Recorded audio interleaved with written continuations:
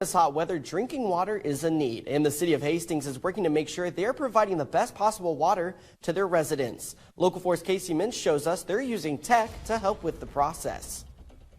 These tubes you see behind me are just one tool the city of Hastings is using to make sure drinking water is safe.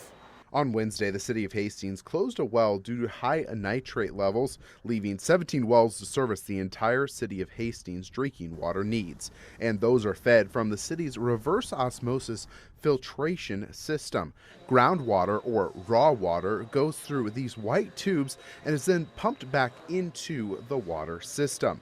And along with the filtration system, there's one more way the city of Hastings protects residents when water is a little too high in nitrates. What makes our situation different from other communities is that we don't have storage.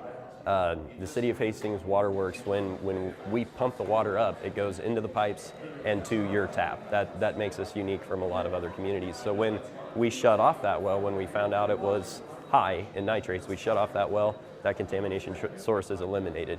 And the city is also working to make sure they can test water for nitrates a little quicker, and it all happens in these little packages. If the utilities department wants to test a well, they can hook it up and get results in about 5 minutes. And Mike Kozelka with Hastings Utilities says that this can be a game changer for the city. In the situation that we just experienced with the well that was impacted with the high nitrates, it was one of the wells that is on our radar for getting one of these deployed.